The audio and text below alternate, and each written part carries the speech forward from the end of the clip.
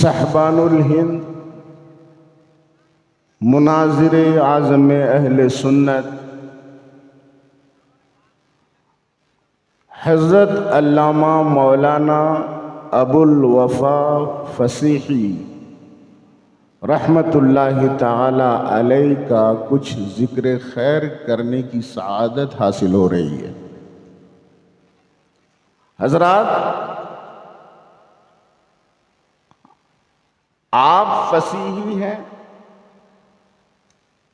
تو آپ کی یہ ذمہ داری بنتی ہے کہ آپ اپنے سلسلے کے بارے میں معلومات حاصل کریں۔ یہ ضروری ہے کہ آپ کا سلسلہ کیا ہے، سلسلے کا بانی کون ہے، اس میں کتنے اکابر بزرگان دین گزرے ہیں، یہ جاننا ضروری ہے۔ اس لیے کہ جو چیز جان کر حاصل ہوتی ہے، سمجھ کر حاصل ہوتی ہے، اس میں پائیداری ہوتی ہے، وہ چیز پائیدار ہوتی ہے، ٹیمپرری نہیں ہوتی۔ اور سن کر جو چیز آدمی کو معلوم ہوتی ہے وہ ذہن کے پردے سے عام طور پر ہٹ جایا کرتی ہے، اس میں استقرار نہیں ہوتا، اس میں دوام نہیں ہوتا۔ حضرات گرامی، شاید آپ کو معلوم ہوگا، نام آپ جانتے ہوں گے، مولانا ابو الوفا فصیحی نام پرچلت ہے، مشہور ہے، معروف ہے۔ لوگ عام طور پر یہ جانتے ہیں کہ مولانا ابو الوفا فصیحی صاحب ایک بہت اچھے خطیب تھے، اور مناظر کی جہاں تک بات ہے تو مناظرے بھی آپ نے کیے ہیں اور بہت سے مناظر ہوتے ہیں، لیکن ایک حقیقت میں آپ کو بتا دوں کہ حضرت مولانا ابو الوفا فصیحی رحمت اللہ تعالی علیہ جس شان کے خطیب تھے، اسی شان کے جید عالم دین بھی تھے۔ آپ کے اندر اہل سنت و جماعت کا درد کوٹ کوٹ کر بھرا ہوا تھا۔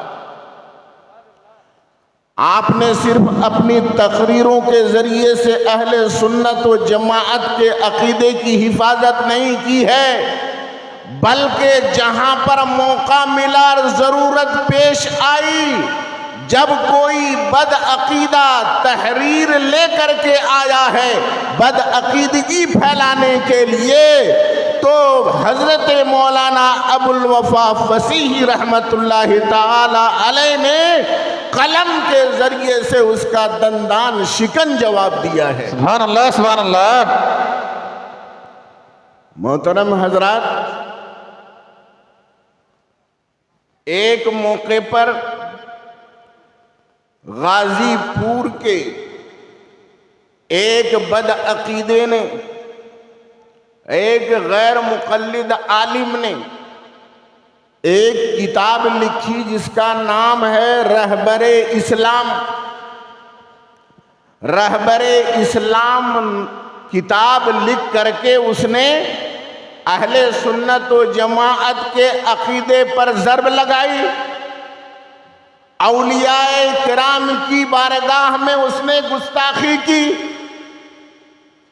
اس نے اپنی کتاب میں یہ لکھا کہ بس اللہ کو مانو، اللہ کے رسول کو مانو، اور کسی کو نہیں ماننا ہے۔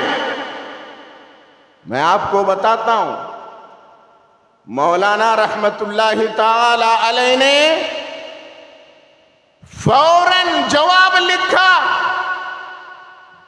اور جواب لکھا، ایک کتاب لکھی، اور اس کتاب میں قرآن سے بھی دلیل دی، حدیث سے بھی دلیل دی، اور ائمہ دین کے اقوال سے بھی دلیل پیش کی۔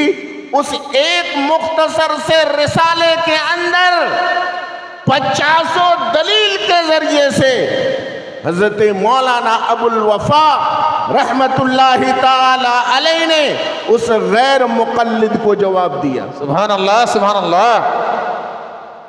حضرت نے جو لکھا ہے، میں نے جب پڑھا تو مجھے حیرت ہوئی کہ ایک خطابت کی دنیا میں رہنے والا انسان، تقریر کرنے والوں کو وقت نہیں ملتا، آج یہاں ہے تو کل وہاں ہے، رات جلسے میں تو دن ٹرین میں، ایسے حال میں انہوں نے کتاب لکھی اور دلیل کے ساتھ مزین کر کے کتاب لکھی۔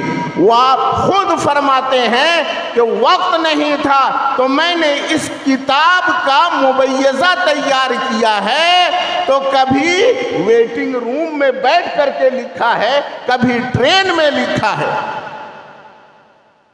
یہ تھا استحضار علمی، یہ تھی ان کی قابلیت۔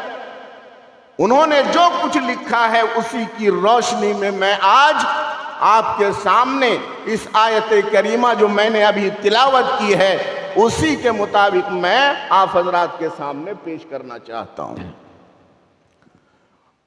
میں نے قرآن حکیم کی آیت کریمہ تلاوت کی ہے، یا ایھا الذین آمنوا اتقوا اللہ وکونوا مع الصادقین، اے ایمان والو اللہ سے ڈرو اور سچوں کے ساتھ ہو جاؤ۔ اللہ سے ڈرو اور سچوں کے ساتھ ہو جاؤ۔ یہاں پر میں آپ سے پوچھنا چاہتا ہوں، ایمان والوں سے کہا جا رہا ہے نا، اے ایمان والو اللہ سے ڈرو، مطلب یہ ہے کہ تقوی کا حکم دیا جائے گا تو ایمان والوں سے دیا جائے گا، ایمان والوں سے تقوی کا مطالبہ ہوگا، اور جس کے پاس ایمان نہیں ہے سب سے پہلے اس سے کہا جائے گا ایمان لاؤ، ایمان، پھر اس کے بعد تقوی۔ تقوی کا کیا مطلب ہے؟ بولیے، کیا تقوی کا یہ مطلب ہے کہ جلسہ کرو اور نمازیں چھوڑ دو؟ تقوی کا یہ مطلب ہے کیا ماں باپ کی نافرمانی کرو اور بیوی کی بات پر چلو؟ کیا تقوی کا یہ مطلب ہے کہ والدین کی نافرمانی کرو؟ کیا تقوی کا یہ مطلب ہے پڑوسی کا حق مارو؟ کیا تقوی کا یہ مطلب ہے جھوٹ بولو؟ کیا تقوی کا یہی مطلب ہے کہ جوا کھیلو؟ کیا تقوی کا یہ مطلب ہے کہ غیبت کرو، چغل خوری کرو، حرام مال کھاؤ؟ ہرگز نہیں۔ تقوی کا کیا مطلب؟ تقوی کا مطلب یہ ہے کہ نماز فرض ہے تو نماز پڑھو، زکوٰۃ دو، اگر مالک نصاب ہو تو زکوٰۃ دو، رمضان آئے تو رمضان کے روزے رکھو، صدقات کرو، خیرات کرو، ماں باپ کا کہنا مانو، بیوی کا حق ادا کرو، پڑوسی کا حق ادا کرو۔ مطلب کیا؟ ایک جملے میں جو اللہ تبارک و تعالیٰ نے حکم دیا ہے، اللہ کے رسول نے جس چیز کے کرنے کا حکم دیا ہے وہ کرو، اور جس سے اللہ اور اللہ کے رسول نے روکا ہے اس سے رک جاؤ۔ یہی ہے مطلب تقوی کا۔ جی، تو اب سوال یہ ہے، ایمان تو پہلے سے حاصل ہے، اس لیے کہ کہا جا رہا ہے اے ایمان والو تقوی حاصل کرو، متقی بن جاؤ۔ تو ایمان تو پہلے سے حاصل ہے، اب ہم نے فرائض کی پابندی کی، واجبات کی پابندی کی، ہم نے حرام کو چھوڑ دیا، حلال کو اختیار کیا، مطلب یہ ہے کہ ساری برائیوں سے ہم نے اپنے آپ کو باز رکھا، فرائض و واجبات کی پابندی کی، اور تمام حرام کاموں سے، مکروہ کاموں سے ہم نے اپنے آپ کو بچا لیا، تو ایمان تو پہلے سے حاصل تھا، اب تقوی بھی حاصل ہو گیا، اب ہم متقی ہو گئے۔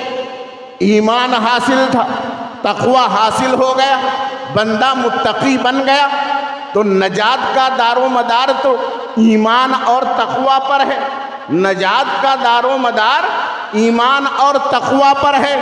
جب کامیاب ہونا ہے، مومن کامیاب ہوگا تو ایمان اور تقوی کے ساتھ۔ تو جب ہمیں ایمان پہلے سے حاصل تھا، تقوی ہم نے حاصل کر لیا، تو اب تو نجات مل جانی چاہیے نا، اب کسی چیز کی ضرورت نہیں ہونی چاہیے۔ لیکن اللہ فرماتا ہے اے ایمان والو، تقوی حاصل کرو اور سچوں کے ساتھ رہو۔ یہ سچوں کے ساتھ رہنے کی کیا ضرورت؟ توجہ دیجئے گا، سچوں کے ساتھ رہنے کی کیا ضرورت؟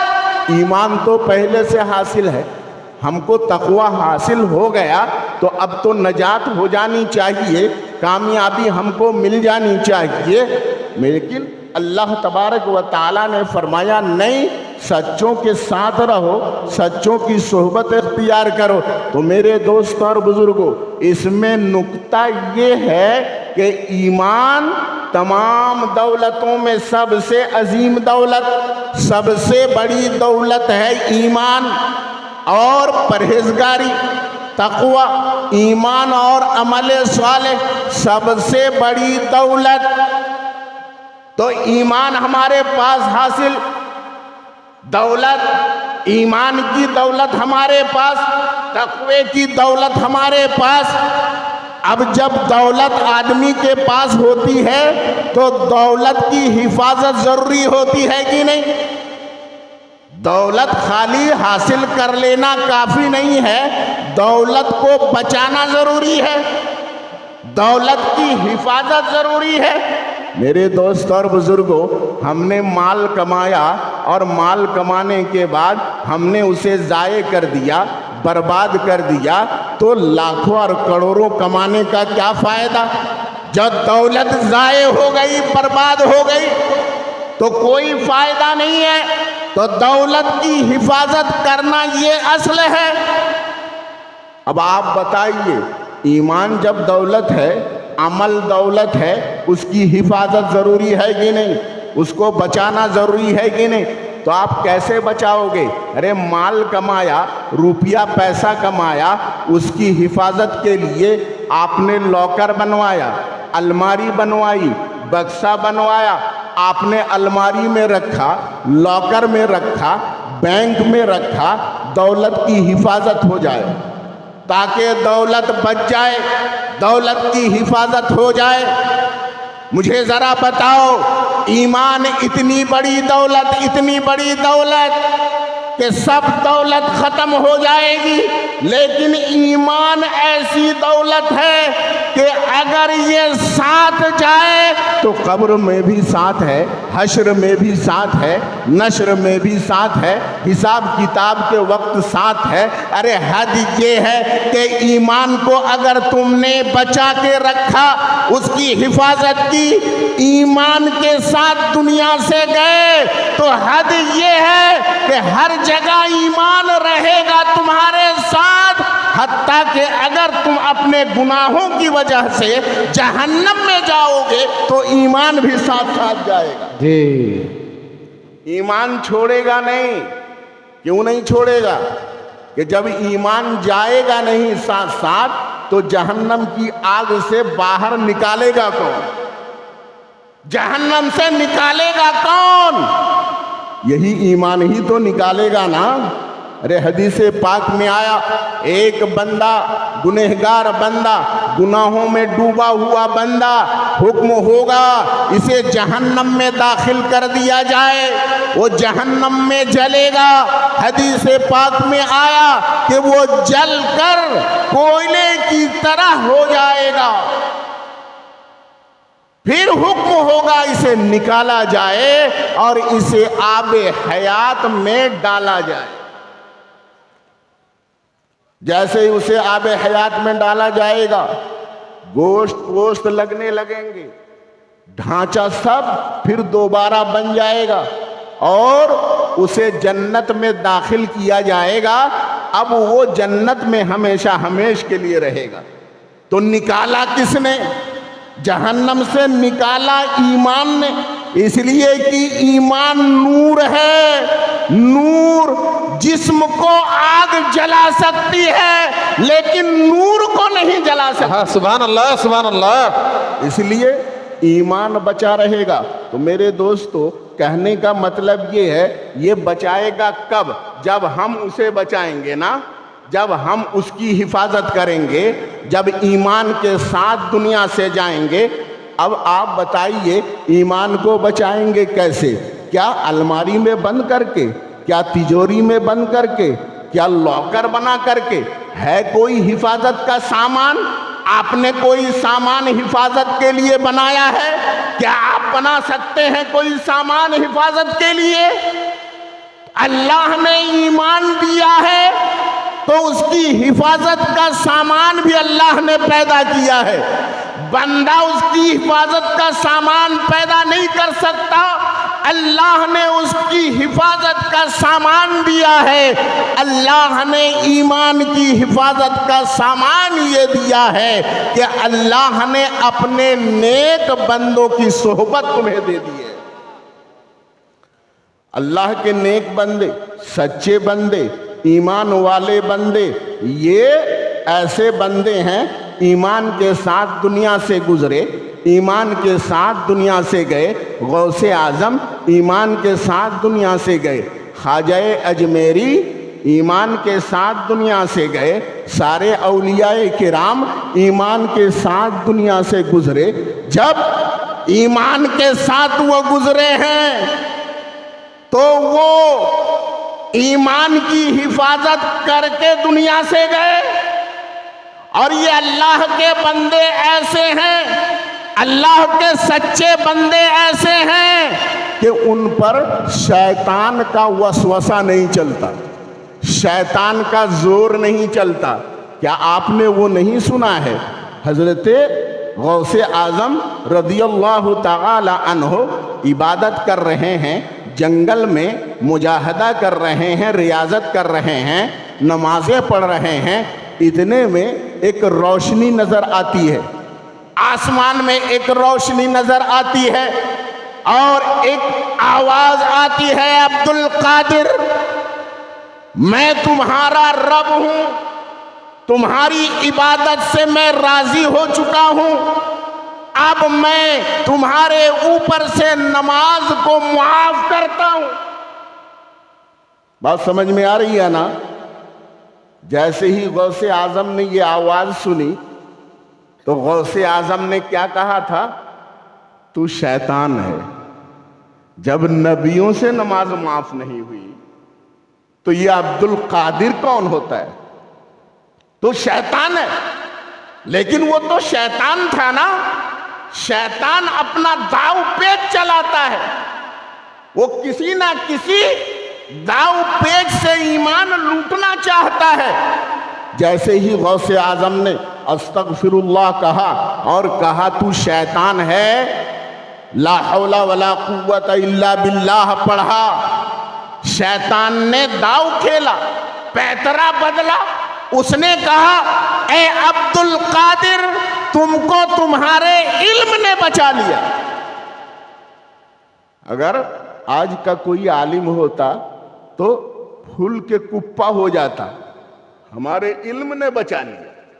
کتنے بڑے ہم عالم ہیں، لیکن وہ اللہ کے سچے بندے تھے، اللہ کے مقرب بندے تھے، اللہ کے محبوب بندے تھے۔ شیطان کا زور نہیں چل سکتا ہے، شیطان کا داؤ پیچ نہیں چل سکتا ہے۔ غوث اعظم نے پھر استغفر اللہ کہا، لا حول ولا قوت الا باللہ۔ اے شیطان ملعون، تو ملعون ہے، یاد رکھ تو عبد القادر سے اس کا ایمان چھیننا چاہتا ہے، تو سن لے، مجھے میرے علم نے نہیں بچایا، مجھے بچایا تو میرے رب کے فضل و سبحان کرم نے۔ اللہ سبحان اللہ۔ حضرات گرامی، شیطان کا وسوسہ چلا، شیطان کا زور چلا نہیں چلا، تو یہ اللہ کے محبوب بندے ہیں، ان پر شیطان کا زور نہیں چلتا ہے، شیطان ان کو بہکا نہیں سکتے ہیں، تو یہ اللہ کی حفاظت میں ہیں، یہ بندے اللہ کی حفاظت میں ہیں۔ تو جب یہ اللہ کی حفاظت میں ہیں تو اے بندو، اے ایمان والو، ایمان کی دولت کی حفاظت چاہتے ہو، عمل کی دولت کی حفاظت چاہتے ہو تو ان کے ساتھ ہو جاؤ جو اللہ کی حفاظت میں ہیں۔ جی سبحان اللہ۔ اے ایمان والو، اللہ سے ڈرو اور سچوں کے ساتھ ہو جاؤ۔ سچوں کے ساتھ ہونے کا یہی سبب ہے میرے دوستو، یہی حکمت ہے۔ اگر ہم غوث اعظم کی صحبت میں آ جائیں گے، ان کی ہم پناہ میں آ جائیں گے تو وہ اللہ کی پناہ میں ہیں، تو ہمارا ایمان بچ جائے گا، ہمارا عمل بچ جائے گا۔ خواجہ اجمیری کی صحبت اختیار کریں گے، ہمارا ایمان بچ جائے گا، عمل صالح بچ جائے گا۔ اللہ کے نیک بندوں کی صحبت میں رہیں گے، ہمارا دین ایمان بچا رہے گا، ہمارا عمل بچا رہے گا۔ اس لیے رب نے فرمایا کہ ایمان والو تقوی حاصل کرو۔ اب ایمان اور تقوی مل جانے کے بعد تم گھمنڈ میں مت آنا، غرور و تکبر میں مت آنا۔ ایمان اور عمل کو بچانا ہے تو سچوں کے ساتھ ساتھ رہنا۔ حضرات گرامی، یہاں پر کچھ لوگ کنفیوژن پیدا کرتے ہیں، آپ کے یہاں بھی ہوں گے، ہر علاقے میں ہوتے ہیں کہ یہ تو مر گئے، مر کر مٹی میں مل گئے۔ ایسے ہی مولانا ابو الوفا فصیحی رحمت اللہ تعالی علیہ نے ایسے شخص کو جواب دیا تھا۔ اس نے کتاب میں لکھا تھا کہ یہ تو مر کر مٹی میں مل گئے، سڑ گل گئے ہیں، تو پھر ان سے مانگنے کا کیا فائدہ، یہ ہماری مدد کیا کریں گے۔ اس بدعقیدے نے اپنی کتاب کے اندر یہ لکھا تھا۔ مولانا ابو الوفا فصیحی رحمت اللہ تعالی علیہ نے اس کا جواب دیتے ہوئے پہلے قرآن کی آیت پیش کی، پہلے قرآن کی آیت پیش کی کہ اللہ نے فرمایا کہ تم مردہ تھے، بے جان تھے، اللہ تبارک و تعالیٰ نے تم کو حیات بخشی، پھر اللہ تعالیٰ تم کو موت دے گا، ثم یحییکم، پھر اللہ تعالیٰ تمہارے اندر حیات پیدا فرمائے گا۔ تو موت کے بعد حیات، موت کے بعد زندگی، یہ تو عام مسلمانوں کی زندگی ہے۔ بھئی عام مسلمانوں کو بھی زندہ کیا جائے گا نا، موت کے بعد زندہ کیا جائے گا نا، بلکہ جن کے پاس ایمان نہیں ہے تو ان کو بھی زندہ کیا جائے گا، زندہ کیا جائے گا نا۔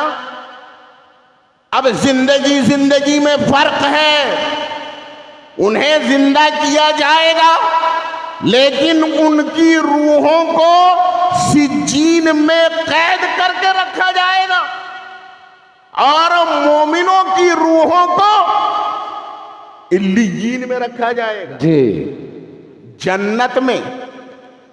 اور حدیث پاک میں آیا ہے کہ اللہ تبارک و تعالیٰ کے جو شہید بندے ہیں ان کی روحیں سبز رنگ کے پرندے کے پپوٹے کے اندر اللہ تبارک و تعالیٰ ان کی روح کو رکھ دیتا ہے، اور وہ پرندہ جنت کی سیر کرتا ہے، جہاں چاہتا ہے وہ پرندہ جاتا ہے، تو روح سیر کرتی رہتی ہے۔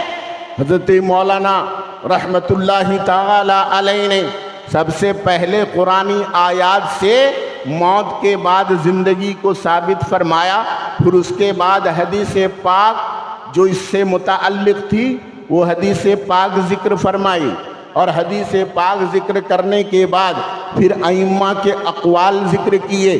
شیخ عبدالحق محدث دہلوی رحمت اللہ تعالی علیہ کا ارشاد نقل فرمایا کہ شیخ عبدالحق محدث دہلوی ارشاد فرماتے ہیں میں یستمد بہ فی حیاتہ یستمد بہ بعد موتہ، سبحان اللہ، جس سے زندگی میں آپ مدد لیتے تھے، بھئی ولی کی بارگاہ میں پہنچتے تھے، اللہ کے نیک بندوں کی بارگاہ میں پہنچتے تھے، وہ قرآن کی آیتیں پڑھ کر دم کرتے تھے، آپ کو شفا مل جاتی تھی، آپ ان سے مدد لیتے تھے۔ تو فرماتے ہیں شیخ عبدالحق محدث دہلوی رحمت اللہ تعالی علیہ کہ جن سے آپ دنیا میں مدد لیتے تھے، موت کے بعد بھی ان سے مدد لی جا سکتی ہے۔ کیوں؟ میں ایک لاجیکل پوائنٹ آپ کو دے رہا ہوں۔ امام غزالی رحمت اللہ تعالی علیہ نے جو ارشاد فرمایا ہے، اس کو حضرت مولانا ابو الوفا فصیحی رحمت اللہ تعالی علیہ نے اپنی کتاب میں نقل فرمایا ہے۔ اس کا مفہوم میں بتاتا ہوں کہ یہ جو روح ہے نا، موت کس کو آتی ہے؟ ذرا بولیے، کس کو؟ روح مرتی ہے؟ روح فنا ہوتی ہے؟ مرتی ہے؟ موت روح کو آتی ہے؟ نہیں۔ موت کا کیا مطلب؟ آپ کی باڈی سے آپ کی روح الگ ہو گئی، یہی موت ہے۔ جسم سے روح نکل گئی، یہ موت ہے۔ یہاں ایک نکتہ ہے، جسم اور روح کا جب تک ملاپ رہا، جسم اور روح کا جب تک اتحاد رہا تو زندگی رہی، اور جیسے ہی جسم سے روح کا اختلاف ہو گیا، روح جسم سے جدا ہو گئی، تو اب موت آ گئی۔ موت آ گئی۔ سبق کیا ملا؟ اتحاد میں زندگی ہے اور اختلاف میں موت ہے۔ اتحاد کا نام زندگی ہے، اختلاف کا نام موت ہے۔ جسم سے روح نکلی، موت آ گئی، کہتے ہیں آدمی مر گیا، روح الگ ہوئی، روح جسم سے جدا ہوئی ہے۔ روح کے لیے فنا نہیں ہے۔ کسی بھی دھرم اور کسی بھی مذہب میں روح کو فنا نہیں، کسی بھی مذہب میں۔ ہر دھرم والے مانتے ہیں کہ روح کبھی مرتی نہیں ہے، فنا نہیں ہوتی ہے، روح باقی رہتی ہے۔ اچھا بتاؤ، اگر روح فنا ہو جاتی، موت کس چیز کا نام ہے؟ ارے بھئی، جب جسم سے روح نکلی، ہاتھ ہے کہ نہیں؟ ہاتھ مرنے کے بعد بھی باقی ہے، لیکن کیا ہاتھ ہل سکتا ہے؟ زبان حرکت کر سکتی ہے؟ بولیے، آنکھ سے آدمی دیکھ سکتا ہے، آنکھ صحیح سالم ہے، آنکھ موجود ہے، لیکن موت کے بعد آدمی آنکھ سے دیکھ نہیں سکتا۔ ہاتھ موجود ہے لیکن ہل نہیں سکتا، یہ قدم ہے لیکن اٹھ نہیں سکتا، یہ زبان ہے لیکن حرکت نہیں کر سکتی۔ تم پتہ کیا چلا؟ ہاتھ تو ہے لیکن حرکت کرنے والا کوئی اور ہے۔ زبان تو صحیح سالم ہے، مرنے کے بعد بھی زبان باقی ہے، لیکن بولنے والا کوئی اور ہے۔ آنکھ صحیح سالم ہے، آنکھ موجود ہے موت کے بعد، لیکن آنکھ دیکھتی نہیں ہے، دیکھنے والا کوئی اور ہے۔ توجہ دیجئے گا، اگر آنکھ دیکھتی ہے تو موت کے بعد کیوں نہیں دیکھتی؟ اگر ہاتھ پکڑتا ہے تو موت کے بعد کیوں نہیں پکڑتا؟ ہاتھ تو موجود ہے. اگر چلتا ہے پیر تو پھر موت کے بعد پیر تو باقی ہے، لیکن چلتا کیوں نہیں؟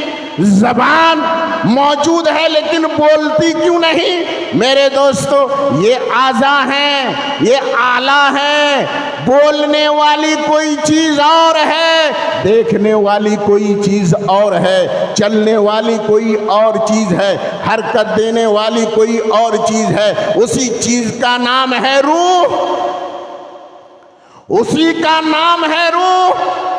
امام غزالی کے اس حوالے کو کوٹ کرتے ہوئے مولانا ابو الوفا فصیحی رحمت اللہ تعالی علیہ ارشاد فرماتے ہیں، جب روح ہی سب کچھ ہے، یہی مدبر بدن ہے، یہی ادراک کرنے والی ہے، یہی سوچنے والی ہے، یہی پکڑنے والی ہے، یہی مدد کرنے والی ہے، تو اب بتاؤ موت کے بعد کیا اولیاء کرام مدد نہیں کر سکتے؟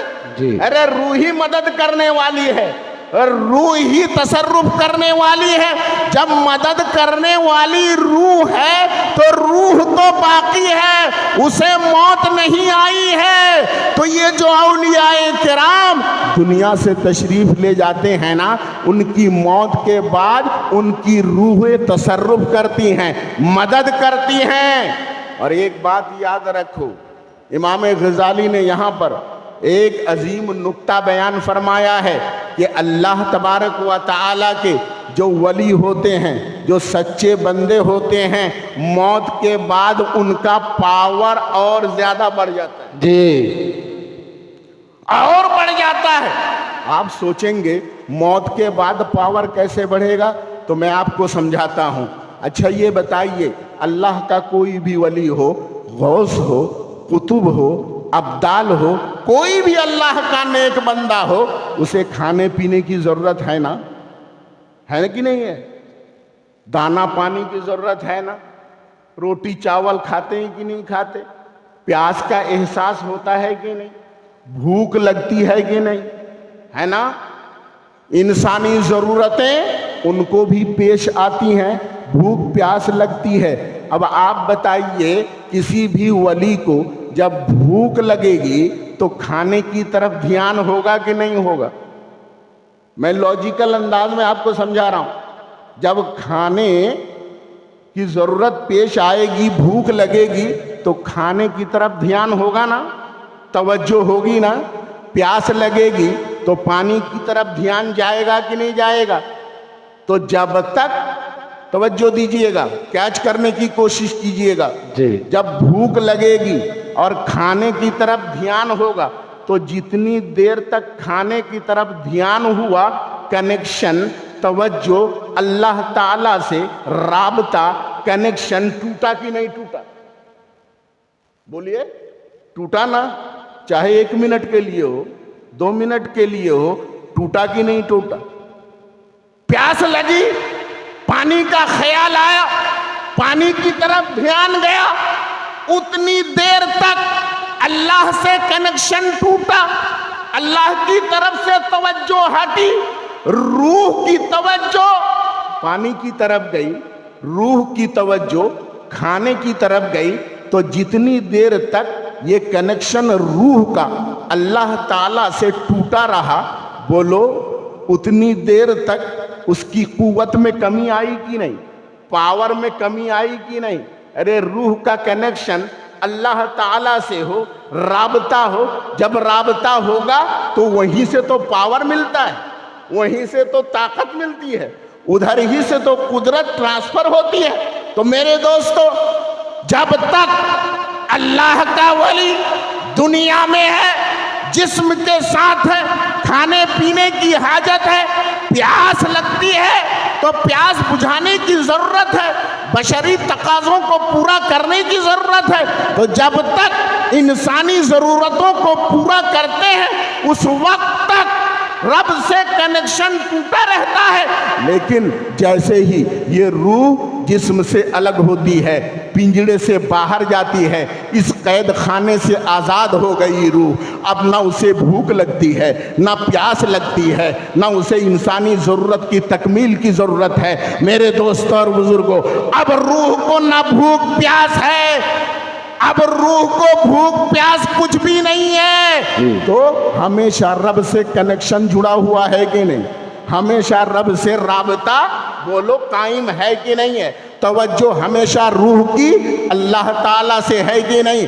ایک لمحے کے لیے بھی کنیکشن ٹوٹتا نہیں ہے، رابطہ ٹوٹتا نہیں ہے، اللہ سے توجہ ہٹتی نہیں ہے۔ تو جب موت کے بعد روح کا کنیکشن ہمیشہ اللہ سے باقی رہتا ہے، توجہ ہٹتی نہیں ہے، تو پاور تو روح کے لیے ہے، طاقت تو روح کے لیے ہے، اور وہ اللہ کی طرف سے وہ پاور ہے۔ تو کنیکشن جب ٹوٹتا نہیں ہے تو روح کی طاقت اور زیادہ بڑھ جاتی ہے۔ نعرہ تکبیر، نعرہ رسالت، جلسہ دستربندی، مدرسہ فصیح دربار پور، ابو الفضل فصیح کا دامن، نعرہ تکبیر، نعرہ رسالت۔ میرے دوستو، اب آپ کے سمجھ میں آیا کہ نہیں؟ اللہ کے ولی جب دنیا سے جاتے ہیں نا، تو ان سے اہل سنت و جماعت کے لوگ، ہم سنی لوگ ان کے درباروں میں کیوں پہنچتے ہیں؟ ان کے درباروں میں حاضری کیوں دیتے ہیں؟ حدیث قدسی میں ہے، اللہ تبارک و تعالی ارشاد فرماتا ہے، ما زال العبد یتقرب الی بالنوافل بعد الفرائض، فرائض کی ادائیگی کے بعد بندہ نوافل کی پابندی کرتا ہے، نفل عبادتوں کی پابندی کرتا ہے، اور پابندی کرتے کرتے وہ میرا محبوب بندہ بن جاتا ہے، میرا محبوب بندہ بن جاتا ہے۔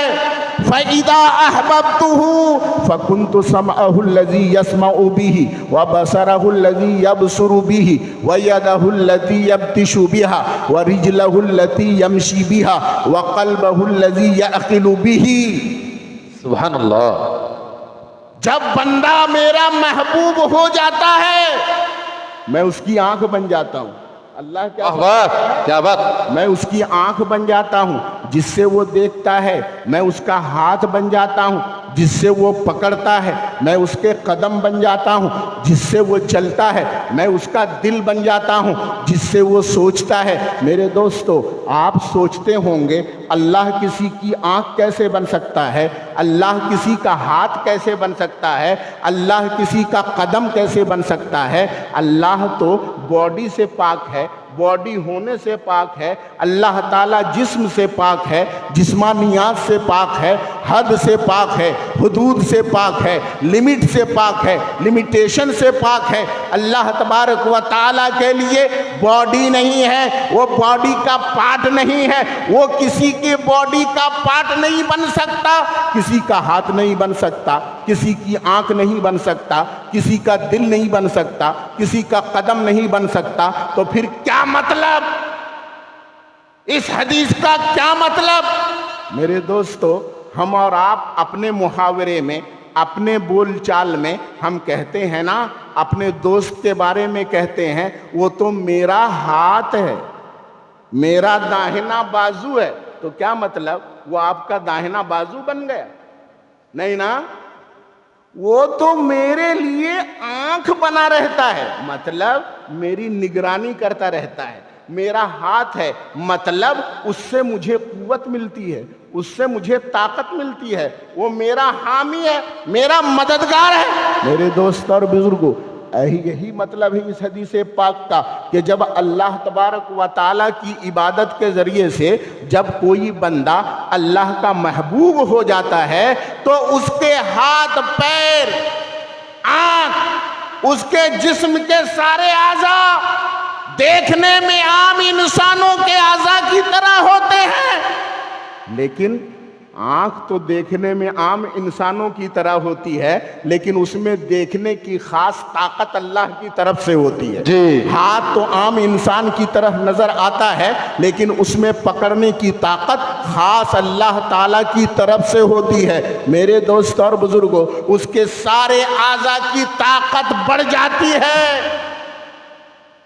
ورنہ بتاؤ، مدینے میں منبر رسول پہ کھڑے ہو کر عمر فاروق خطبہ دے رہے ہیں، اور مدینے سے کوسوں دور نہاون کی سرزمین پہ حضرت ساریہ رضی اللہ تعالی عنہ اسلامی لشکر کو لے کر کفار سے جنگ کر رہے ہیں۔ حضرت عمر فاروق منبر پر خطبہ دیتے دیتے اچانک فرماتے ہیں، یا ساری الجبل، یا ساری الجبل، یا ساری الجبل، اے ساریہ پہاڑ کی طرف دیکھو، واہ واہ، پہاڑ کی طرف رخ کرو۔ میرے دوست اور بزرگوں، یہاں پکارا حضرت عمر فاروق نے ساریہ کو، کیا سمجھ کے پکارا تھا کہ ساریہ سنیں گے نہیں؟ کیا یہ سمجھ کے پکارا تھا؟ بولیے، اگر یہ سمجھ کے پکارا تو پھر پکارا کیوں؟ تو فضول ہوگا نا۔ تو عمر فاروق نے ساریہ کو پکارا مدینے سے، یہی سمجھ کے پکارا ہے کہ میں پکاروں گا، میری آواز ساریہ کے کان تک پہنچ جائے گی، اور ساریہ اللہ کے ولی ہیں، صحابی رسول ہے، اللہ نے انہیں طاقت دی ہے، ان کے کان میں وہ قوت عطا فرمائی ہے، میں یہاں سے آواز دوں گا اور ساریہ نہاون کی سرزمین سے سن لیں گے۔ سبحان اللہ، سبحان اللہ۔ اسی لیے تو پکارا تھا۔ جب پکارا، حضرت ساریہ لڑ رہے تھے، لشکر کے کمانڈر تھے، پہاڑ کے پیچھے سے دشمنوں کا ایک لشکر حملہ کرنا چاہ رہا تھا، اور حضرت ساریہ کو پتہ نہیں تھا، اچانک پیچھے سے دشمن حملہ کر دیتا، اسلامی لشکر کو شکست ہو جاتی۔ حضرت فاروق اعظم نے دیکھا، توجہ دیجئے، یہاں کئی طرح کی کرامتیں نظر آ رہی ہیں۔ دیکھیے، مدینے میں کھڑے ہو کر کے کوسوں دور نہاون کی سرزمین پہ جنگ کا نقشہ بھی حضرت عمر فاروق نے دیکھ لیا، جنگ کا نقشہ دیکھ لیا۔ یہی ہے نا، جب اللہ کا محبوب بندہ کوئی بن جاتا ہے، اللہ فرماتا ہے فَكُنْتُ سَمْعَهُ الَّذِي يَسْمَعُ بِهِ وَبَصَرَهُ الَّذِي يَبْصُرُ بِهِ، میں اس کی آنکھ بن جاتا ہوں جس سے وہ دیکھتا ہے۔ جی، وہ آنکھ تو فاروق اعظم کی تھی، لیکن اس میں دیکھنے کی خاص طاقت اللہ نے دے دی۔ جی، کان تو حضرت ساریہ کا تھا، لیکن اس میں سننے کی خاص طاقت اللہ نے عطا فرما دی تھی۔ تبھی تو حضرت فاروق اعظم کی آواز کو ساریہ نے کوسوں دور سے سن لیا۔ جب لشکر واپس آیا، مدینہ واپس آیا، حضرت ساریہ نے سارا واقعہ بیان کیا کہ ہم دشمنوں سے لڑ رہے تھے، اچانک ایسا محسوس ہوا، ایک آواز سنائی دی، عمر فاروق کی آواز آئی، یا ساری الجبل، یا ساری الجبل، اے ساریہ پہاڑ کی طرف رخ کرو، پہاڑ کی طرف اپنا چہرہ پھیر دو۔ ہم نے اپنے ایک لشکر کے دستے کو پہاڑ کی جانب ان کا رخ پھیر دیا، تو دیکھتے ہی دیکھتے جنگ کا نقشہ بدل گیا، اور جو ہم ہارنے والے تھے، شکست کھانے والے تھے، دیکھتے ہی دیکھتے نقشہ پلٹ گیا اور اسلامی لشکر کو فتح مل گئی۔ سبحان اللہ، سبحان اللہ۔ حضرات گرامی، یہ ہوتے اللہ کے سچے بندے، یہ اللہ کے سچے بندے ہوتے ہیں۔ ان کی صحبت میں آؤ گے، دین و ایمان محفوظ ہو جائے گا، عقیدہ بھی محفوظ ہو جائے گا۔ میرے دوست اور بزرگوں، میں اگر اس عنوان پہ گفتگو کرنے لگوں، کافی طویل ہو جائے گی گفتگو، لیکن ابھی آپ حضرات کو دستار بندی کا وہ خوشنما منظر بھی اپنے ماتھوں کی نگاہوں سے دیکھنا ہے، اس لیے بس مختصر طور پر میں اپنی بات کو ختم کر رہا ہوں. ایک مرتبہ درود پاک پڑھ لیجئے جھوم جھوم کر اپنے انداز میں. اللہم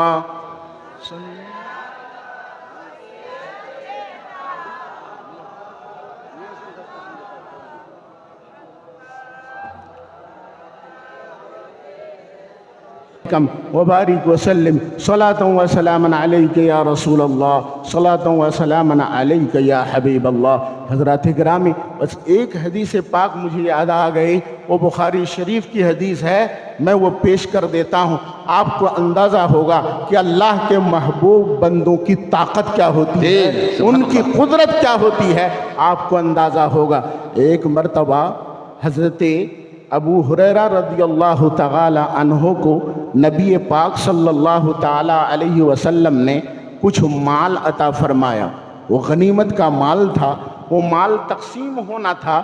تقسیم ہونے سے پہلے میرے آقا نے اپنے صحابی حضرت ابو ہریرہ رضی اللہ تعالی عنہ کو وہ مال دیا اور فرمایا ابو ہریرہ اس مال کی حفاظت کرو، اس مال کی حفاظت کرو. حضرت ابو ہریرہ نے اپنے مکان میں محفوظ جگہ پہ اس مال کو رکھ دیا اور اس کے بعد نگرانی کرنے لگے. رات کو وہ جگ رہے ہیں، دیکھ رہے ہیں. اتنے میں ایک چور آتا ہے. چور آیا اور مال سمیٹنے لگا. حضرت ابو ہریرہ رضی اللہ تعالی عنہ نے بڑھ کر کے اس چور کا ہاتھ پکڑ لیا اور اس نے کہا اللہ کے نبی کا مال ابو ہریرہ کے گھر میں امانت ہے، تو اسے چوری کرنے آیا ہے، چل تجھے نبی کی بارگاہ میں لے کے جائیں گے، وہی فیصلہ ہوگا.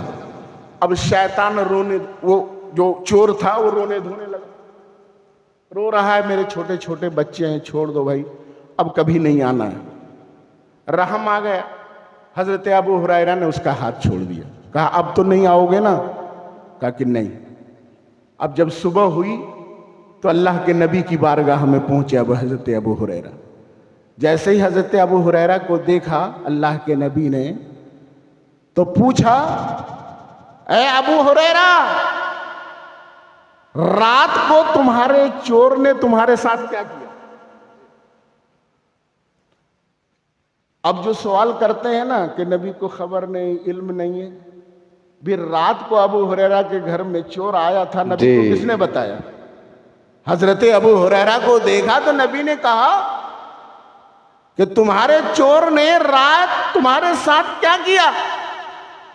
حضرت ابو ہریرہ نے عرض کہ یا رسول اللہ، وہ مال چوری کرنے تو آیا تھا، جب میں نے اسے پکڑ لیا اور کہا کہ چلو اللہ کے نبی کی بارگاہ میں لے کے جائیں گے، وہ رونے لگا، گڑ گڑانے لگا کہ میرے چھوٹے چھوٹے بچے ہیں، چھوڑ دو، میں نہیں آؤں گا. وہ وعدہ کر کے گیا. اللہ کے نبی نے فرمایا کذبا وانہ سیعود، وہ جھوٹا ہے، وہ پھر آئے گا، وہ جھوٹا ہے، پھر آئے گا.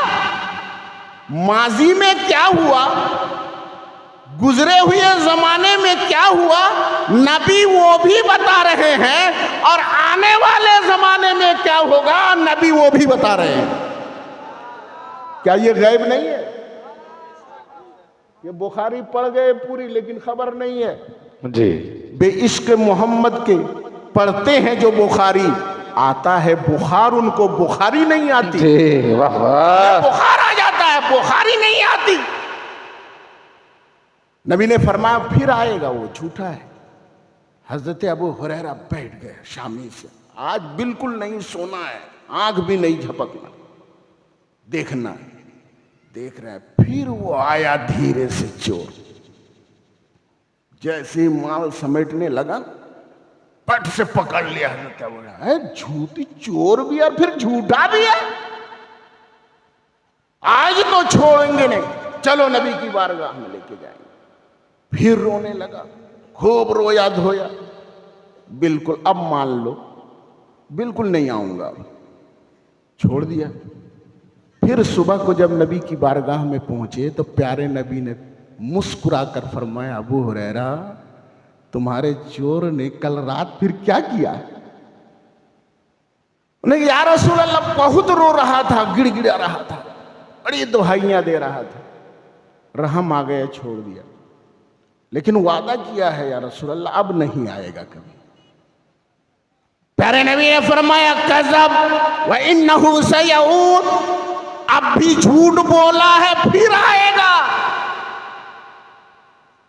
تیسری رات بھی ایسا ہی ہوا۔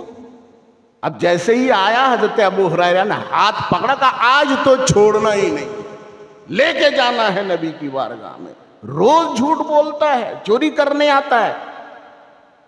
اب وہ شیطان تھا، اور شیطان کبھی کبھی اچھی بات نعرہ تکبیر، نعرہ رسالت، نعرہ کیا جائے تو کسی بھی فرد کی تعظیم کے لیے کھڑا ہونا ناجائز و حرام ہے۔